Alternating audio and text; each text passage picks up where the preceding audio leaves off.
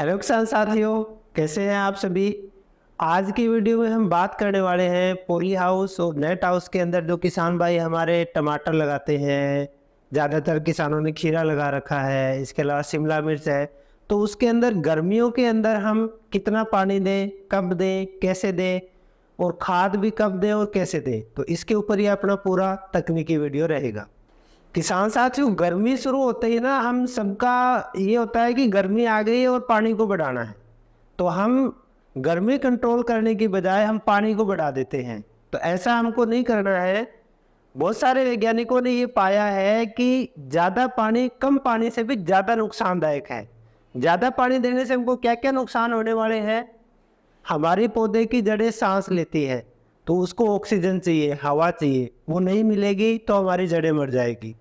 Number 1। Number 2, मिट्टी के अंदर ज़्यादा नमी होने से जो हमारे जो भी मृदा जनित रोग या सॉइल बोर्न डिजीज जिसको हम कहते हैं, फंगल, बैक्टीरियल, निमेटोड वाली डिजीज है, वो ज़्यादा आती है। ज़्यादा नमी में ये ज़्यादा आती है। तो ये इस बात का हमको ध्यान रखना है कि ज़्यादा पानी देंगे तो ये हमको नुकसान होने वाला है। अगर हम ज़्यादा पानी देंगे तो हमारी मिट्टी एक तरह से वैक्यूम हो जाएगी, और उस कंडीशन में अगर मिट्टी में हवा नहीं रहेगी तो हमारा पौधा ना ही तो पानी का अपटेक करेगा, और पानी का अपटेक नहीं करेगा तो वो जो फर्टिलाइजर या जो खाद है उसका भी अपटेक नहीं करेगा। तो ये भी हमको नुकसान होने वाला है। और इसीलिए बहुत सारे किसान मैं देख रहा हूँ कहते हैं जी साहब हमने खूब सारा पानी दिया लेकिन फिर भी दोपहर होते ही हमारे जो पौधे हैं वो मुरझा जाते हैं, क्योंकि पौधा पानी का अपटेक ही नहीं कर रहा है। अब सवाल ये आता है कि हमको कितनी देर पानी देना है। तो इसके अंदर इसकी एक सिंपल कैलकुलेशन होती है। हमारे पौधे की पत्तियों से जो पर्णरंध्र या स्टोमेटा है उसके अंदर से हमारा कितना पानी उड़ रहा है, हमारी मिट्टी है उसके ऊपर से कितना पानी उड़ रहा है, वो जो पानी उड़ रहा है उसकी कैलकुलेशन होती है मिलीमीटर में, और उसके हिसाब से हमको पानी देना है। लेकिन ये थोड़ी सी जटिल कैलकुलेशन है, तो इसका जो लंबा प्रोसेस हमको समझ में नहीं आएगा। तो सिंपल मैं कहूँगा कि हमारी मिट्टी में 25% हवा होनी चाहिए, 25% पानी होना चाहिए। पानी डेली का अलग अलग होता है। जैसे हमारी डेली के खाने की जरूरत है, जिस दिन हम मेहनत ज़्यादा करते हैं ज़्यादा खाना खाते हैं, जिस दिन आप काम कम करते हैं आपको भूख कम लगती है। ऐसे ही मौसम के हिसाब से पौधे को पानी डेली कम ज़्यादा चाहिए। जरूरी नहीं है कि हम आधा आधा घंटा डेली दे रहे हैं तो अगले दिन भी आधा घंटा ही चाहिए। सेकंड, जो हमारा पानी है वो हमारी मिट्टी के ऊपर डिपेंड करता है कि हमारी मिट्टी की वाटर होल्डिंग कैपेसिटी जिसको हम कहते हैं, जल धारण क्षमता, वो कितनी है। ये अलग अलग मिट्टी की अलग अलग होती है।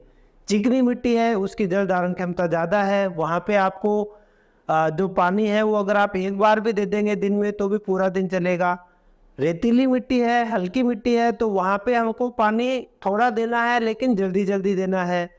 मान लो मैं ये समझ लेता हूँ कि 1 घंटा पानी है तो उसको हमको थोड़े थोड़े टुकड़ों में करके देना है, वो हम आप भी आगे की स्लाइड में समझेंगे। फसल और उसकी कौन सी फसल हमारी लगी हुई, जैसे टमाटर है, मिर्ची है, इनकी जड़ें बड़ी मजबूत होती है, पानी का अपटेक फास्ट करती है और पौधे की जरूरत पूरी करती है। अगर मैं यहाँ पे खीरे की बात करूँ, इसकी जड़ें कमजोर होती है, कई बार गर्मी होती है, तो जितना पानी पौधे की पत्तियों से उड़ रहा है उतना पानी वो नीचे से नहीं ले पाती है, और इस वजह से हमारा दोपहर में पौधा मुरझा जाता है। तो ये भी हमको ध्यान रखना है कि हमारी कौन सी फसल है उसके हिसाब से हमको कैसे पानी देना है। थर्ड और सबसे इम्पोर्टेंट पॉइंट है कि मौसम कैसा है। मौसम में हवा की गति कैसी है। हवा तेज चल रही है आपको पानी ज़्यादा देना पड़ेगा उस दिन, हवा नहीं चल रही है आपको पानी कम देना पड़ेगा।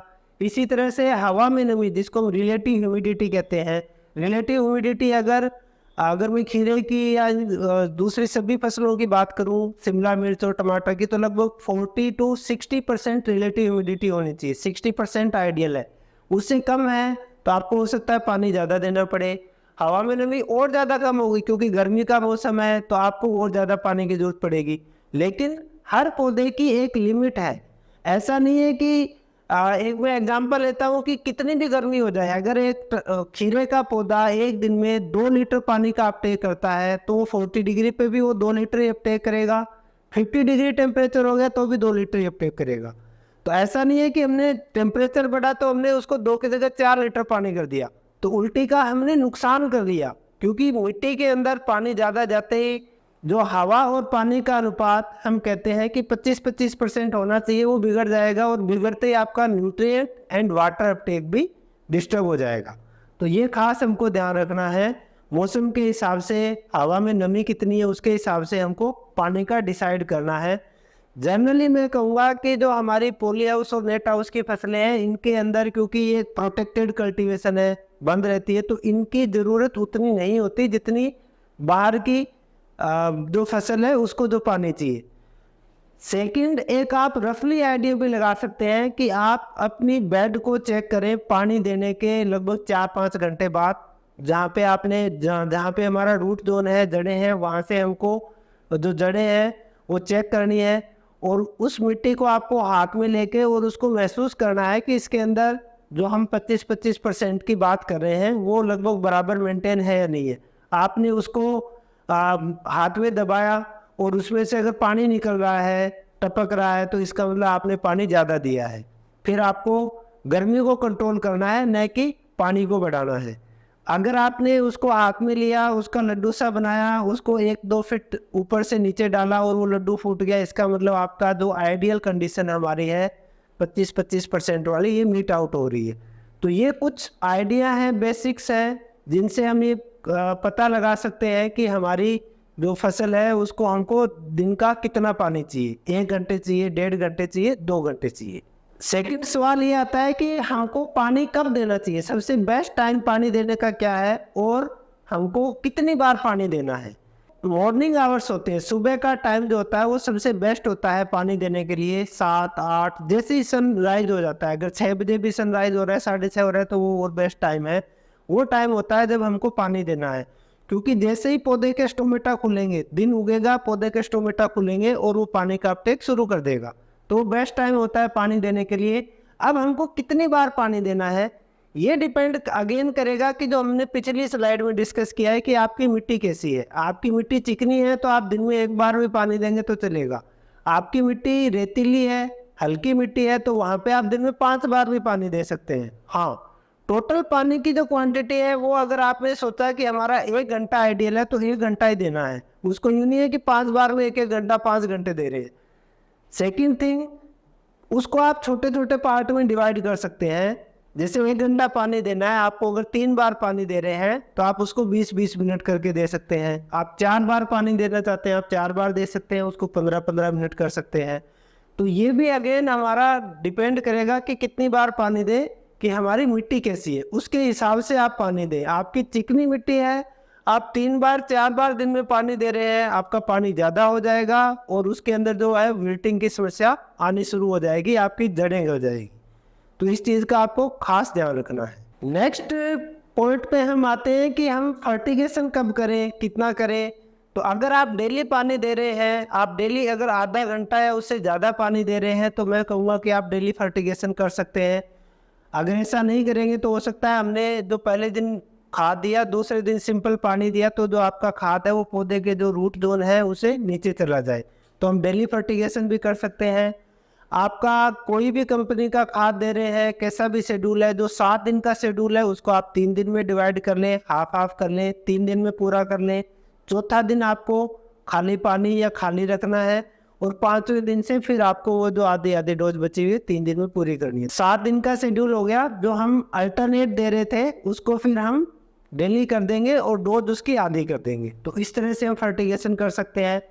सेकंड, बहुत सारे किसान भाई जिनकी मिट्टी बहुत हैवी सॉइल है, उसकी पानी जल धारण क्षमता, जो हमने वाटर होल्डिंग कैपेसिटी की बात की थी, उसकी फर्टिलाइजर होल्डिंग कैपेसिटी भी ज़्यादा है। तो ऐसे किसानों को डेली फर्टिगेशन की जरूरत नहीं है, आप अल्टरनेट फर्टिगेशन करें। पानी आप डेली दे, दूसरे दिन आपको 10-15 मिनट शायद पानी देने की जरूरत पड़ेगी, वो उतना पानी दे और फर्टिगेशन अल्टरनेट डे करें। नहीं तो होगा ये कि पहले दिन वाला खाद भी आपके रूट जोन में पड़ा होगा, दूसरे दिन फिर आप खाद देंगे, वो फिर उस रूट जोन में जाके वो सारी खाद लड़ाई करने लग जाएंगे। तो खास करके ऐसे किसान भाई जिनकी मिट्टी हैवी सॉइल जो है, चिकनी मिट्टी है, वहाँ पे आप फर्टिगेशन अल्टरनेट डे करें, कोई प्रॉब्लम नहीं है। हमको मिट्टी के टेम्परेचर को भी कंट्रोल करना है, क्योंकि मिट्टी का जो टेम्परेचर है वो आपके न्यूट्रिएंट एंड वाटर अपटेक को प्रभावित करता है। तो आइडियल सॉइल टेम्परेचर कितना होना चाहिए, लगभग हमारा 18 डिग्री से लेके 28 डिग्री सेल्सियस के बीच में अगर टेम्परेचर रहता है तो ये सबसे आइडियल और सबसे बेस्ट टेम्परेचर है। इससे ऊपर टेम्परेचर जाता है तो आप यहाँ देखेंगे 28 डिग्री से ऊपर जाते ही कैल्शियम का अपटेक कम हो जाता है। अभी बहुत सारे किसान भाई ये शिकायत कर रहे हैं, साहब 5-5 किलो कैल्शियम दे रहे हैं हफ्ते का, लेकिन फिर भी कैल्शियम की कमी आ रही है। तो आप कहीं सॉइल टेम्परेचर को भी चेक कर लें, कहीं वो तो आपका नहीं बढ़ा हुआ है। सॉइल टेम्परेचर को हम कैसे कम कर सकते हैं? आप फ्रीक्वेंट इरिगेशन कर सकते हैं। आप जो आपकी दो बेड के बीच में जो चलने वाला रास्ता है, नाली है, उसके अंदर हम हल्का पानी भर सकते हैं। बहुत ज़्यादा आपको पानी नहीं भरना है, अदरवाइज जो आपका जो ड्रिप से जो साल्ट बीच में आए थे रास्ते में, वो वापस पौधे की जड़ों में चले जाएंगे और आपके पौधे के ऊपर फफोले से पत्तियों पे दिखाई देंगे, पूरा पौधा मुरझा सकता है। तो ये आपको ध्यान रखना है कि लाइट इरिगेशन करनी है।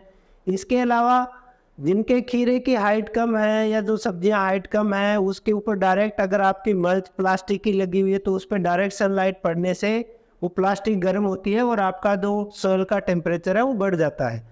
ऐसे में आप उस मल्च के ऊपर ऑर्गेनिक मल्च भी डाल सकते हैं, जैसे चावल का जो पुआल आता है, पराली जिसको हम कहते हैं, आप पराली डाल सकते हो, या कोई और ऑर्गेनिक मल्च है, घास सूखी हुई है वो डाल सकते हैं। और मैं तो कहूँगा कि आप पूरी नीचे जो है वो मल्च कर सकते हैं, कोई इशू नहीं है।